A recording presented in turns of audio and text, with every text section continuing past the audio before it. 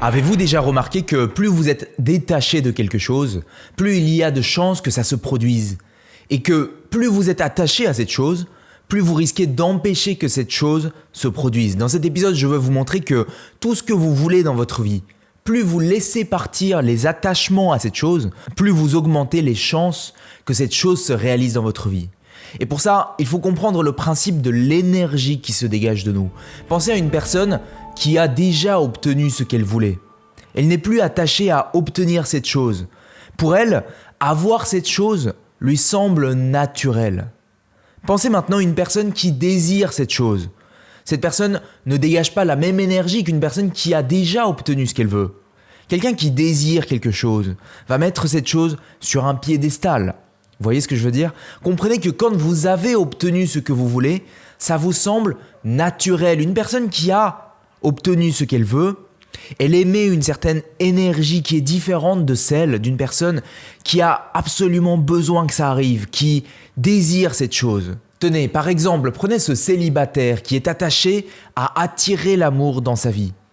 Et ce célibataire constate à quel point, quand il était célibataire, il n'était pas si attirant, il ne croisait le regard que de très peu de personnes du sexe opposé, mais une fois en couple, le regard du sexe opposé a complètement changé, il est devenu beaucoup plus attirant. Vous voyez ce que je veux dire? Est-ce que vous n'avez jamais remarqué ça, vous? Que quand vous êtes dans la recherche, quand vous êtes attaché à attirer l'amour dans votre vie, ça n'arrive pas. Alors que lorsque vous avez arrêté d'être attaché à avoir l'amour, finalement, ça se produit dans votre vie. Personnellement, dans ma vie, il fut un temps où j'étais très attaché à vouloir plaire aux gens. Il fallait que je leur plaise. C'était important pour moi parce que pour que je sois heureux, pour que je sois comblé, pour que je me sente plein, il fallait que j'ai l'approbation des autres. Mon énergie a changé quand j'ai arrêté de vouloir plaire aux gens. Mon énergie a changé quand j'ai accepté que je n'allais pas plaire à tout le monde.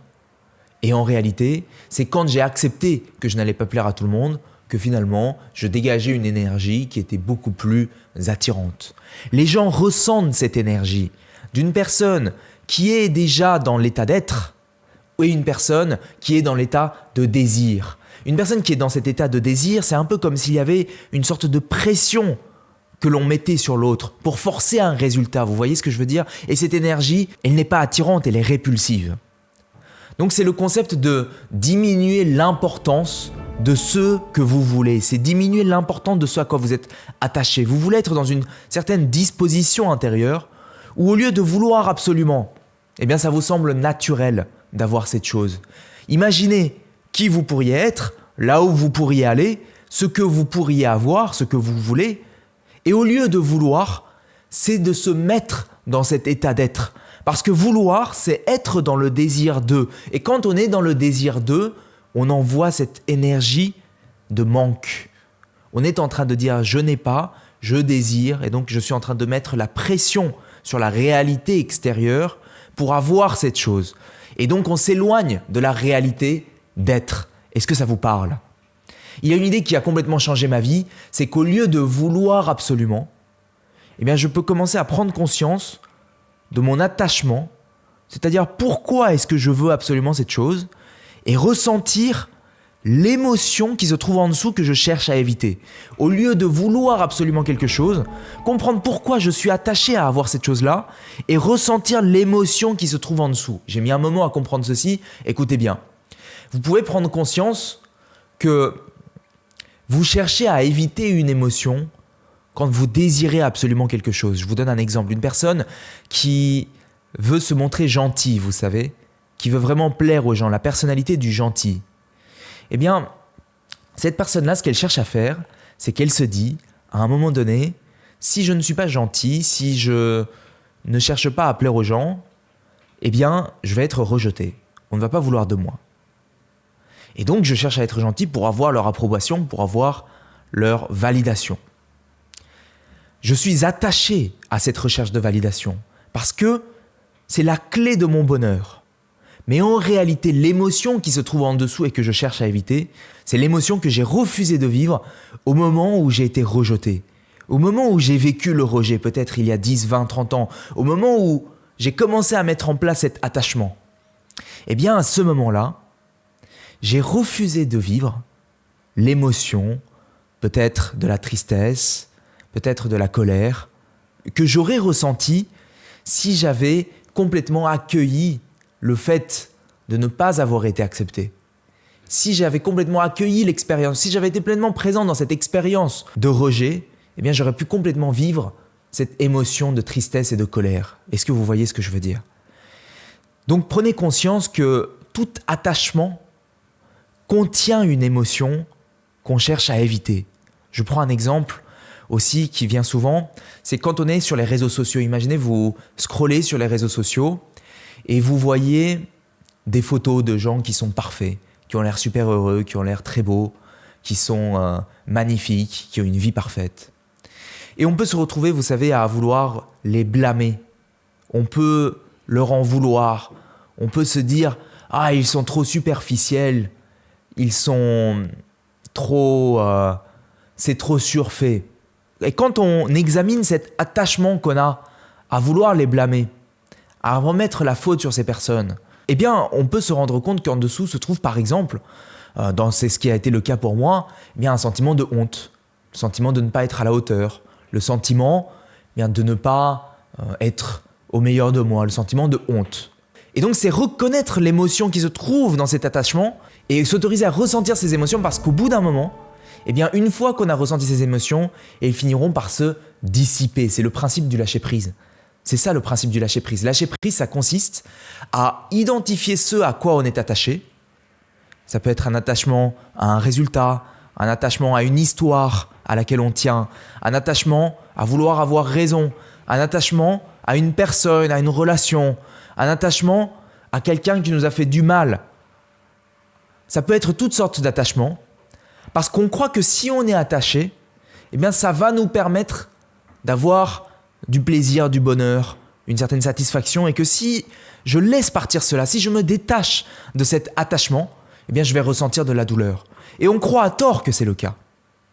Je prends un exemple, j'ai été consultant en stratégie et quand j'étais consultant en stratégie, je voulais avoir une promotion, je voulais avancer dans ma carrière. Et donc j'étais très attaché à avoir une bonne revue de performance. Et quand j'étais dans cet attachement à vouloir avoir une très bonne revue de performance, eh bien, pendant mon entretien annuel, eh bien, j'envoyais cette énergie de « j'en fais trop ». Je tiens trop à ça. Et qu'est-ce qui se passe? Eh bien, la personne qui m'évalue eh bien, ressent cette énergie et finalement, je repousse. Qu'est-ce que j'obtiens? Eh bien, j'obtiens une mauvaise revue de performance. Et je me rappelle, l'année d'après, finalement, j'y suis allé de façon beaucoup plus nonchalante en me disant « j'accepte ce qui peut se produire, j'accepte ». Et puis finalement, je reconnais qu'en dessous, en fait, se trouve en fait ce ressenti que je n'allais pas assez vite, ce ressenti que finalement, j'avais l'impression d'être dans le manque, de rater quelque chose, de ne pas être à la hauteur. Eh bien, une fois que j'accepte ça, une fois que je ressens cette émotion, et une fois que je ressens cette émotion de frustration et que je la laisse finalement se dissiper en moi, eh bien, je suis totalement OK. Et comme je suis totalement OK, j'envoie une énergie qui fait que, eh bien, l'année d'après, j'ai obtenu une revue de performance bien meilleure. Et donc, je croyais à tort que si je tenais absolument à cette bonne performance, eh bien, j'allais l'obtenir. Alors qu'en réalité, c'est tout l'inverse. C'est quand je me détache que le résultat vient à moi. Est-ce que vous voyez ce que je veux dire? Souvent, eh bien, l'attachement, ça naît d'une blessure ou d'une expérience où on a ressenti une certaine émotion, une tristesse, une colère, une frustration et qu'on a refusé de vivre pleinement. On s'est dit non, je refuse de vivre cette colère, je refuse de vivre cette frustration, je refuse de vivre cette tristesse.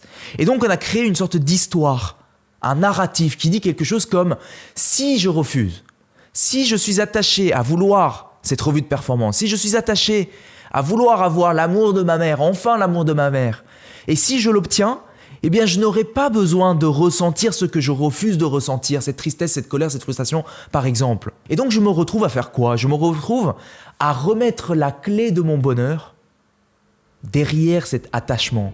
Les autres détiennent la clé de mon bonheur si par exemple je me dis que c'est dans mon couple que je vais avoir mon bonheur, c'est l'autre qui va m'apporter mon bonheur et donc moi je suis dans le manque et c'est grâce à cet attachement finalement que je vais pouvoir vivre le bonheur.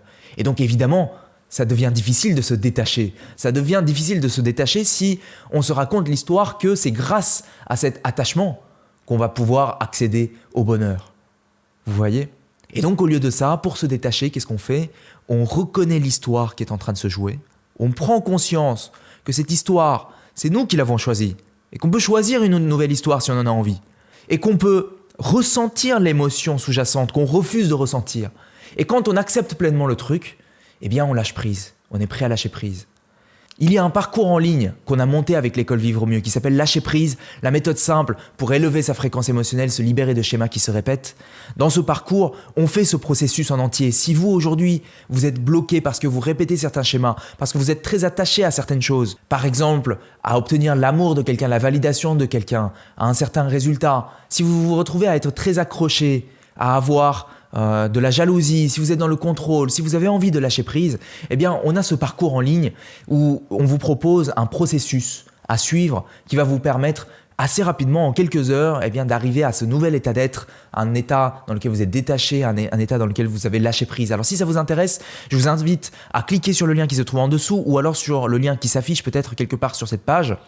Je vous invite à le faire, ça vaut le coup de regarder au moins la vidéo de présentation qui vous explique la méthode et vous allez voir et vous allez pouvoir voir que si vous avez envie de vous lancer, eh bien vous pouvez vous lancer. En ce moment, à l'occasion de la nouvelle mise à jour de ce parcours, on a une promotion à moins 50% sur l'inscription au parcours. Alors je vous invite à regarder, faites vite parce que cette offre est limitée dans le temps et donc au bout d'un moment elle ne sera plus dispo, donc cliquez pour voir si c'est toujours le cas.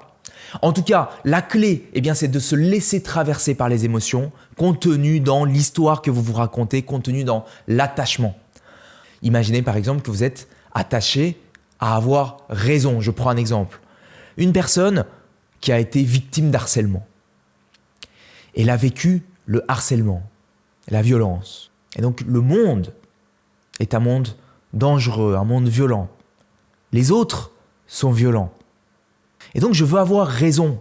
Je veux avoir raison sur le fait que j'ai été victime, que le monde est contre moi, que le monde est dangereux.